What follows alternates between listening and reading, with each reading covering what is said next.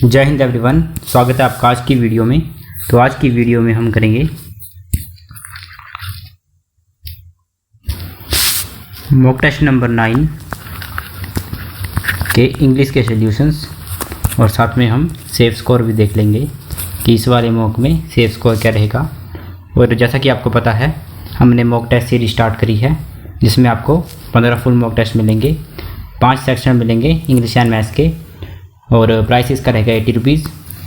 आपको PDF form मिलेगी और मार्कशीट मिलेगी प्रैक्टिस के लिए, आंसर की दी जाएगी एंड आपको डाउट सोल्यूशन, अगर आपके कोई डाउट है तो उसका सोल्यूशन भी आपको दिया जाएगा।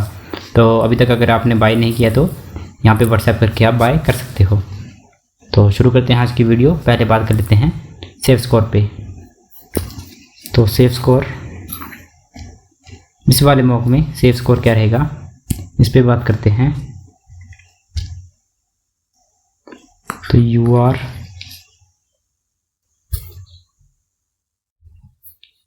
OBC EWS SC and ST।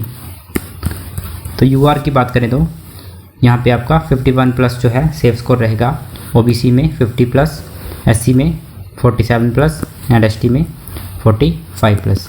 तो ये आपका सेफ स्कोर रहेगा इस वाले मॉक में, मॉक टेस्ट नंबर 9 में।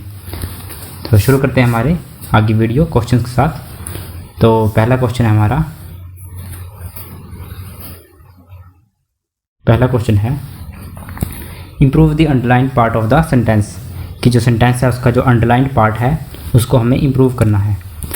तो पहले बोला गया है in case if it rains I would not sign the document.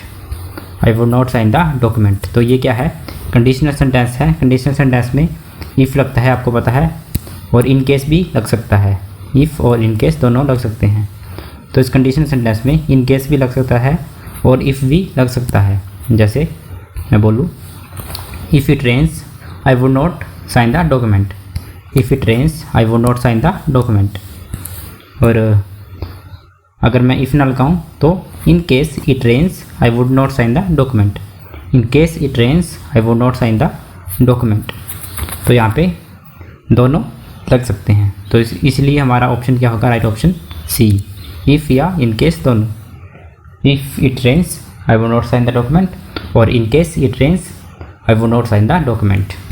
बढ़ते हैं अगले क्वेश्चन की तरफ। अगला क्वेश्चन है, इसमें भी हमें इम्प्रूव करना है। क्या बोला गया है, a teacher must try to be punctual necessarily to school to set an example for others, कि जो टीचर है उसको ट्राई करना चाहिए कि वो पंक्चुअल रहे। ठीक है, तो यहाँ पे क्या होगा, ये जो नेसेसरीली है ये कहाँ पे आना चाहिए, ये ट्राई के पहले आना चाहिए, कि उसे नेसेसरीली ट्राई करना चाहिए पंक्चुअल होने के लिए।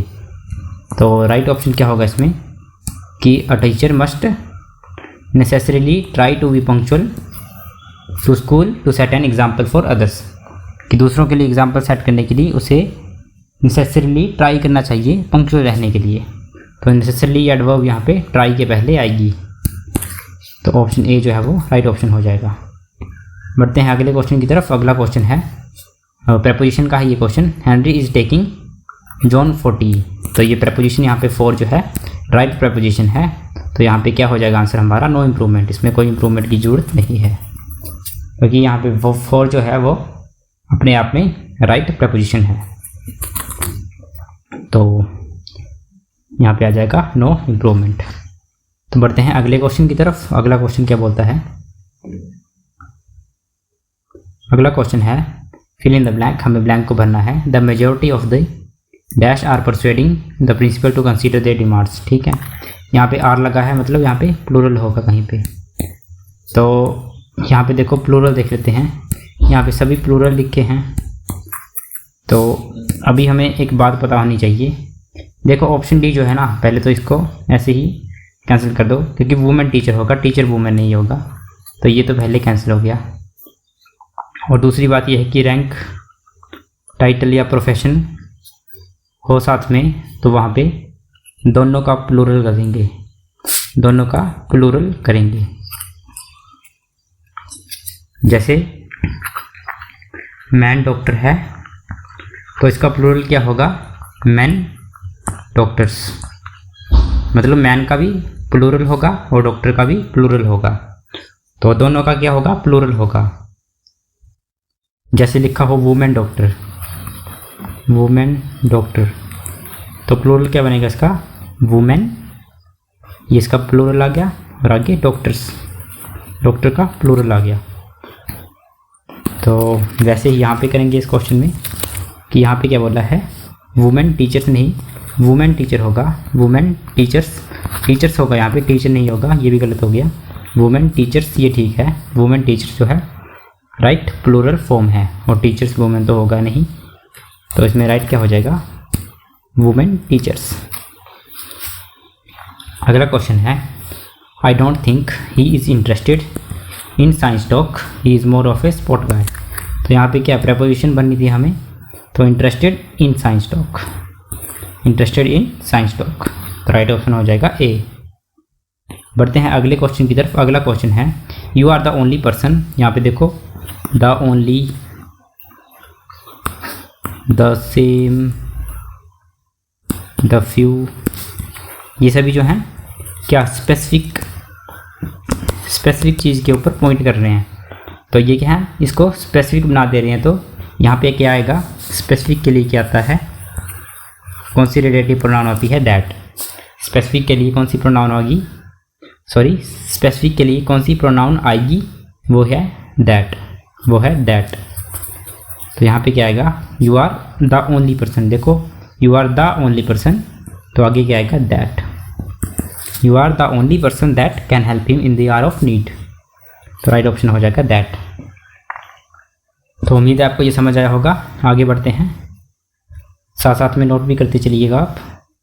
तो अगला क्वेश्चन है, आइडेंटिफाई दी एरर, हमें एरर को आइडेंटिफाई करना है। यहाँ पे being a hot day, I do not like to go out of the room and play cricket with my friends in the field. यहाँ पे देखो हमारे सेंटेंस को स्टार्ट कैसे करा गया कि ये जो है गर्म दिन है, हॉट डे मतलब गर्मी है आज। तो यहाँ पे क्या होगा? इसको इंट्रोड्यूस करने के लिए हमें क्या है? डमी सब्जेक्ट यूज़ करना पड़ेगा, जो कि है इट। इट क्या होता है? डमी सब्जेक्ट होता है। डमी सब्जेक्ट हमें यूज़ करना पड़ेगा इसको इंट्रोड्यूस करने के लिए। तो कैसे बन जाएगा ये? It being a hot day, I do not like to go out of the room and play cricket with my friends in the field. तो यहाँ पे डमी सब्जेक्ट इट डालना पड़ेगा। तो ऑप्शन ए में एरर है। बढ़ते हैं अगले क्वेश्चन की तरफ। अगला क्वेश्चन है, द कैप्टन वॉज एंग्री, ठीक है, when he found you are not there. Captain जो है वो एंग्री था पास्ट में, जब उसको पता चला पास्ट में कि आप वहाँ नहीं थे, पास्ट में होना चाहिए था। तो यहाँ पे आर नहीं वर आएगा, यू वर नॉट देयर। यहाँ पे देखो आर जो है वो प्रेजेंट में है, यहाँ पे जो है ये वर आना चाहिए था जो कि पास्ट में है। तो यहाँ पे क्या आएगा? You were not there. तो यहाँ पे ऑप्शन सी में एरर है। नेक्स्ट क्वेश्चन है, little knowledge of computers that she possessed proved a boon for her. देखो लिटिल, यहाँ पे लिखते हैं, लिटिल का मतलब होता है थोड़ा या बहुत कम, ना के बराबर, बहुत कम, ना के बराबर। अ लिटिल क्या होता है? थोड़ा, लेकिन जिससे काम चल जाए या काम बन जाए, वो होता है अ लिटिल। और द लिटिल क्या होता है? द लिटिल हो जाता है स्पेसिफिक। तो यहाँ पे क्या है? लिटिल नॉलेज ऑफ कंप्यूटर, जो उसका नॉलेज था कंप्यूटर का, little knowledge of computer that she possessed, कि थोड़ा नॉलेज कंप्यूटर का जो कि उसके पास था, दैट शी पोजेस्ड, मतलब ये स्पेसिफिक बात हो रही है कि उसके नॉलेज की बात हो रही है कि जो भी थोड़ा सा, जो भी लिटिल नॉलेज था उसके पास, जो भी था वो क्या है? उसके लिए वरदान साबित हुआ। तो जो भी वो नॉलेज को पोजेस कर रही थी वो उसके लिए वरदान के बराबर साबित हुआ। तो यहाँ पे क्या आएगा? The little knowledge of computers that she possessed, the little knowledge of computer that she possessed proved a boon for her. यहाँ पे क्या आ जाएगा? ऑप्शन ए में एरर आ जाएगा। तो बढ़ते हैं अगले क्वेश्चन की तरफ। अगला क्वेश्चन क्या है? अगला क्वेश्चन बोलता है identify the part of speech of the underlined word. जो ये अंडरलाइंड वर्ड है इसका पार्ट ऑफ स्पीच हमें बताना है। Population and poverty are linked. Population and poverty are linked. We have to eradicate this, मतलब we have to eradicate this, हमें इसको इरेडिकेट करना है। टू कंट्रोल दैट, दैट है यहाँ पे पॉपुलेशन। देखो यहाँ पे population and poverty are linked, ये पॉपुलेशन और पॉवर्टी जो है वो लिंक करते हैं। हमें इरेडिकेट दिस, हमें दिस को इरेडिकेट करना है जो कि पॉवर्टी है। हमें पॉवर्टी को इरेडिकेट करना है, क्या कंट्रोल करने के लिए? पॉपुलेशन कंट्रोल करने के लिए। तो यहाँ पे पूछा है हमें दिस का पार्ट ऑफ स्पीच, तो दिस यहाँ पे क्या है? Demonstrative pronoun. दिस क्या है यहाँ पे? Demonstrative pronoun. डेमोन्स्ट्रेटिव प्रोनाउन और कौन कौन से होते हैं? This, that, these, those. तो इनके बारे में आपको पता होना चाहिए कि सिंगुलर है, प्लूरल है, और पास की वस्तुओं के लिए यूज़ होता है या दूर की वस्तु के लिए यूज़ होता है। तो ये आपको पता होना चाहिए, आप इसको रिवाइज कर लें। और यहाँ पे जो है ये कौन सा पार्ट ऑफ स्पीच है? डेमोन्स्ट्रेटिव प्रोनाउन है। बढ़ते हैं अगले क्वेश्चन की तरफ। अगला क्वेश्चन क्या बोलता है? Identify the part of speech of the underline word. Underline word का पार्ट ऑफ स्पीच हमें बताना है। She is a junior student. She is a junior student. Student को क्वालिफाई कौन कर रहा है? एडजेक्टिव, जो कि है जूनियर। तो जूनियर क्या है यहाँ पे? एडजेक्टिव। जूनियर क्या है यहाँ पे? एडजेक्टिव। अगला क्वेश्चन है ही बिहेव्ड फ्रेंडली। तो ही बिहेव्ड फ्रेंडली, जिसके पीछे एल वाई लगता है वो एडवर्ब, तो इसका एडवर्ब हो गया? नहीं, इसका होगा एडजेक्टिव। क्यों? कुछ एडजेक्टिव ऐसे होते हैं जिनके पीछे एल वाई लगा होता है और हम सोचते हैं कि वो एडवर्ब हैं। बोलने का मतलब मेनली एडवर्ब में एल वाई लगा होता है लास्ट में, लेकिन कुछ एडजेक्टिव ऐसे होते हैं जिनके पीछे एल वाई लगा होता है और हम सोचते हैं कि वो एडवर्ब हैं। जैसे मैनली, वुमेनली, चाइल्डली, फादरली, निगार्डली, मदरली। ये सभी क्या हैं? एडजेक्टिव हैं। ये प्रतीत होते हैं कि एडवर्ब हैं, लेकिन ये एडजेक्टिव हैं।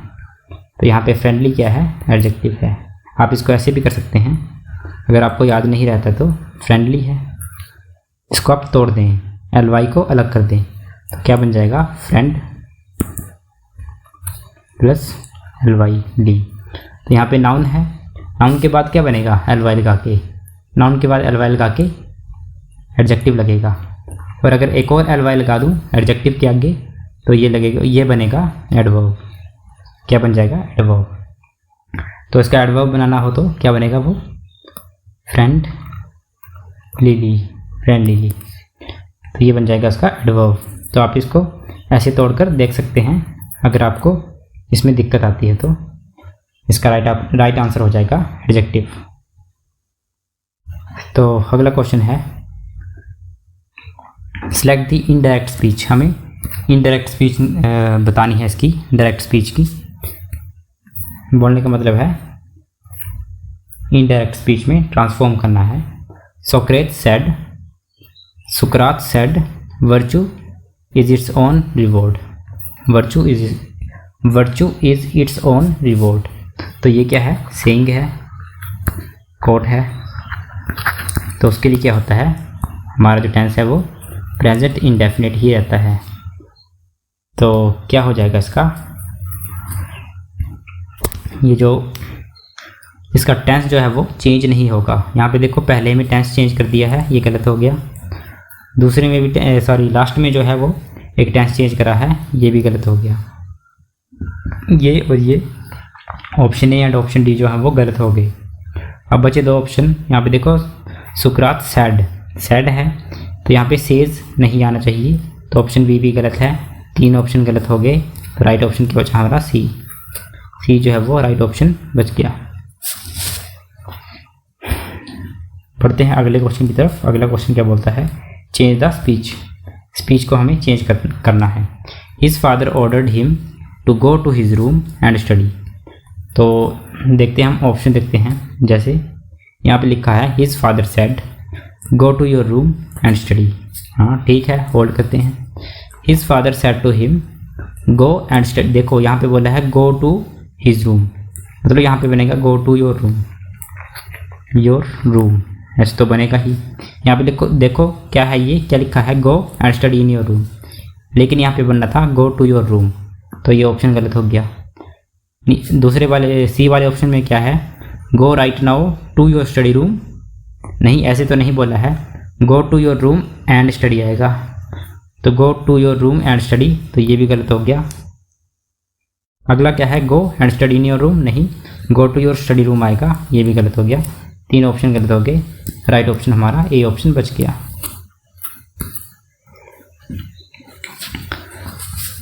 बढ़ते हैं अगले क्वेश्चन की तरफ। अगला क्वेश्चन क्या बोलता है, चेंज द वॉइस। ये कौन सा सेंटेंस है, रूड सेंटेंस है। इसमें क्या है, नॉन लिविंग डूअर है। तो आपको पता है नॉन लिविंग डूअर में कैसे करते हैं चीज़ हम, नॉन लिविंग डूअर आ जाता है, फिर उसके बाद इज एम आर या वॉजवर,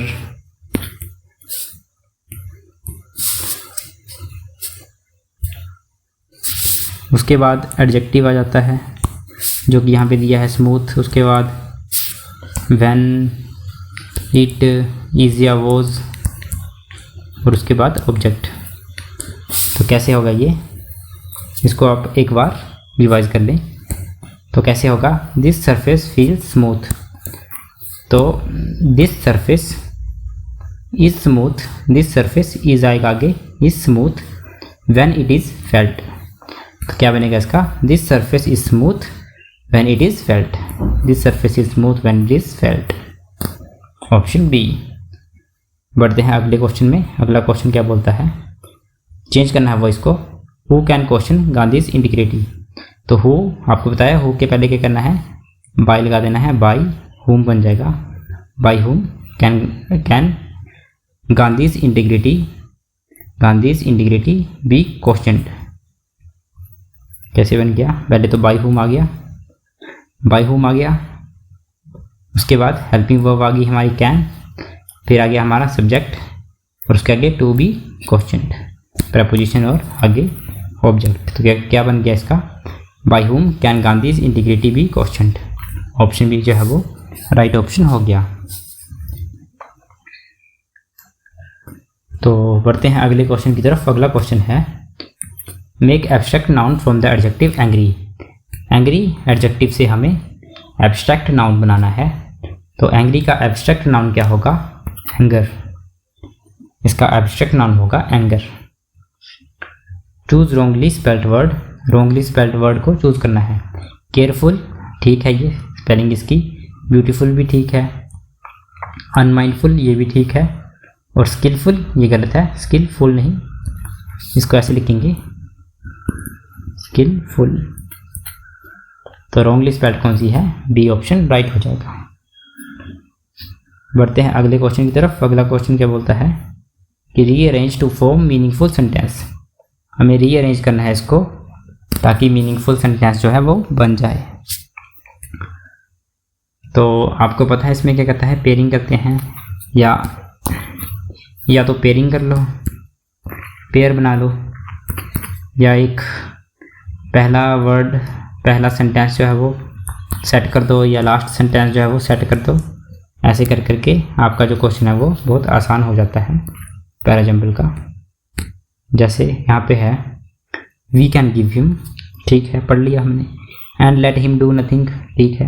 यहाँ पे एंड लगा है मतलब दो फ्रेजेस को जोड़ेगा ये, इसको थोड़ा ध्यान से देख लें एंड को। To lock up a man and let him do nothing, हाँ बन रहा है, पेयर बन सकता है, पर आगे देख सकते हैं is one of the cruelest punishments. यहाँ पे देखो, यहाँ पे एंड है तो पहले इसको देखते हैं हम कि देखो बी तो आएगा, बी से पहले कुछ आएगा ही, तो उसके पीछे क्या आ सकता है, we can give him and let him do nothing, तो नहीं, ए तो नहीं आ सकता। To lock up a man and let him do nothing, हाँ ये आ सकता है, मतलब यहाँ पे सी आ सकता है। Is one of the cruelest punishments and let him do nothing, नहीं, हमारा डी ऑप्शन भी नहीं आ सकता। तो यहाँ पे क्या आएगा, सी ऑप्शन ही आएगा। तो इसका पेयर बना सी बी, एक पेयर बना हमारा सी बी। देखो यहाँ पे सी बी है, सी बी नहीं है, सी बी नहीं है, सी बी है, तो ये दो ऑप्शन आ गए हमारे। अब आगे देखते हैं। तो सी बी हमारा पेयर बन गया, to lock up a man and let him do nothing. और यहाँ पे एक और दिख रहा है कि is one of the cruelest punishments, उसके आगे क्या आ सकता है, to lock up a man तो आएगा नहीं, तो इसके आगे आ सकता है punishments we can give him, मतलब जो डी है इसके आगे ए का पेयर ही अप्रोप्रिएट है।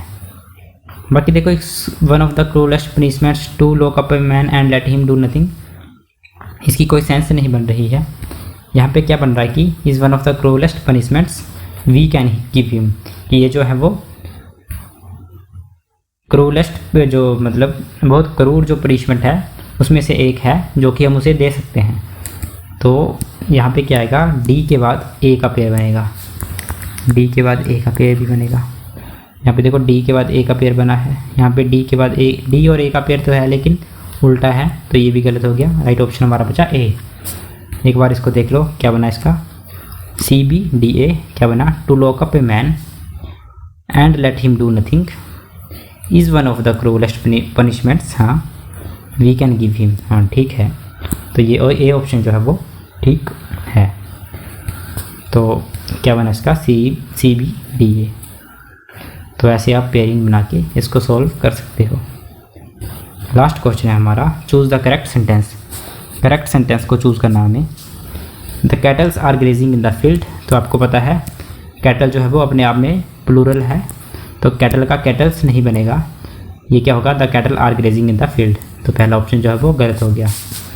दूसरा ऑप्शन है, after tsunami they did not know whether they would be able to rebuild, कि उन्हें पता नहीं था कि वे रीबिल्ड कर पाएंगे या नहीं कर पाएंगे। यहाँ पे वेदर जो है ये मौसम है, यहाँ पे वेदर नहीं, यहाँ पे आना था वेदर, यहाँ पे मौसम नहीं वेदर आना था, तो ये भी गलत हो गया।